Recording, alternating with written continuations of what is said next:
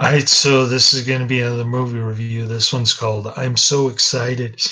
2013. This is gonna be another Pedro Maldonado movie. 2013. This is gonna be a gay airplane movie. I gave it 1 out of 5 stars. I hated this flick. This movie is gay, and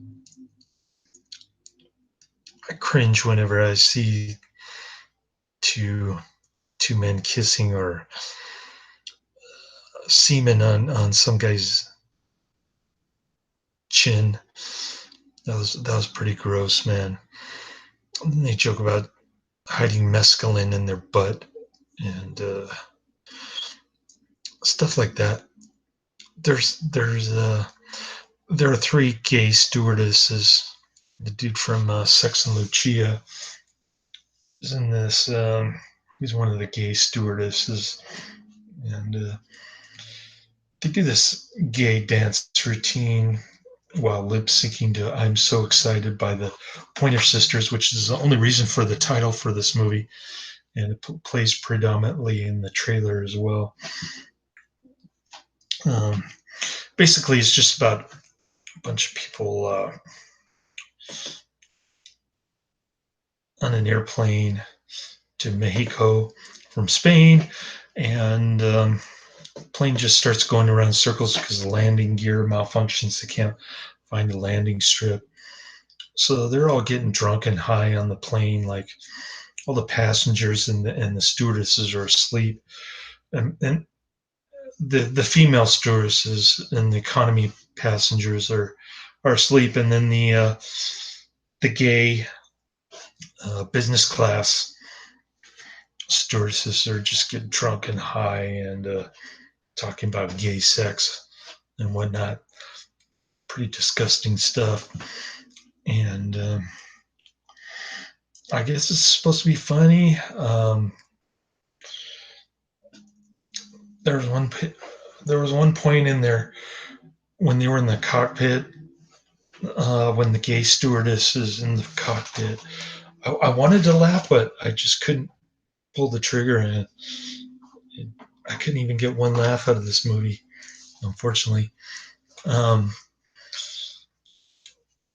I just can't relate to Pedro Amaldamar's the way he likes to portray his sexual fantasies into his movies. Um, but at least the Antonio Banderas gay movie was better than this movie. I'm not talking about um, The Skin I Live In either. I'm talking about one of the early gay Antonio Banderas movies. Is way better than this one. And because that one wasn't a comedy, it was more like a noir kind of thing, a gay noir, I guess you could call it. And this one's more like a gay comedy. Um, Even La Cage aux Folles was funnier than this one. But anyways, that's about it. I don't really have much else to say other than skip it. Don't watch it.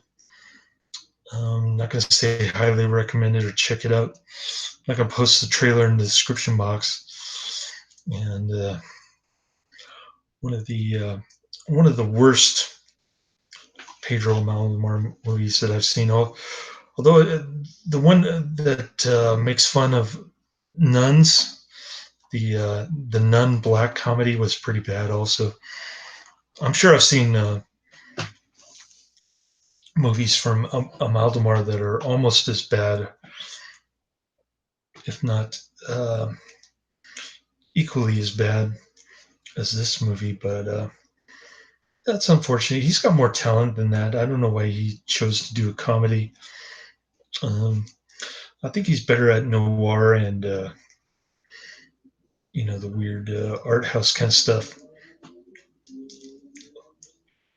But I guess he's trying to branch off into other genres, which is fine. But once you towards the end of your career, you don't want to do that too much of the risk of making a stinker like this one. So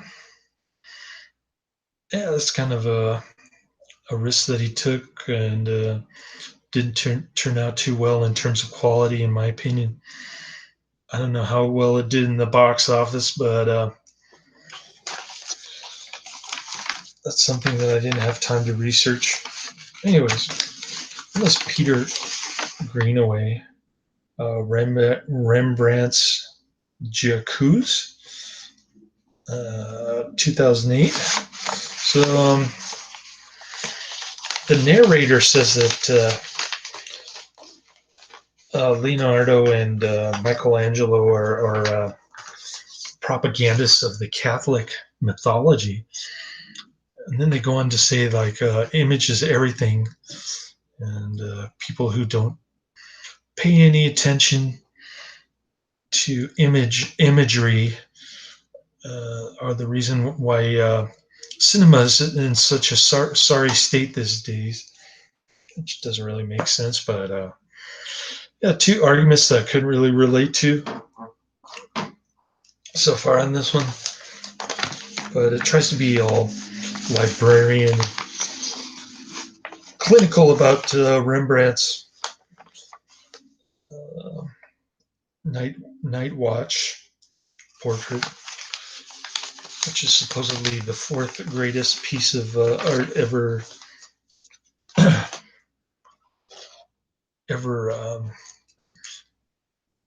painted by humankind. And I never even knew about it until I started watching this. So I guess I learned something, but some of the arguments are kind of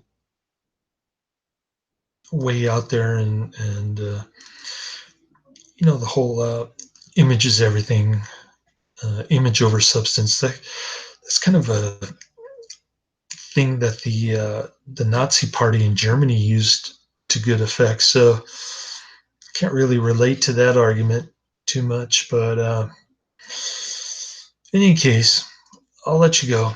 I think I've said enough for tonight, and it's almost 11. I better get my 5 hours of sleep so I can catch up on some sleep tomorrow night, and pretty much all day Saturday. I don't have to work Saturday because I didn't put myself on the schedule for my grocery delivery, and thinking that I'd be doing office work, but of course they've got the short payroll week coming up, so they're not allowing anybody to work Saturday, so that didn't really work out. I won't be working there either, so I'll be napping quite a bit Saturday, which is a good thing, actually. I probably have enough money for eating out with my son, and paying for that mattress at some point. So yeah, that's my plan for next week. I'll try to check my PO box for Netflix like every day since I got my son, and we're just gonna putz around pretty much, going out to eat twice a day, and staying in the hotel the rest of the time. So I'll have time to check my PO box, after we grab lunch or whatever. So hopefully I can get a lot more movie reviews in next week. Later.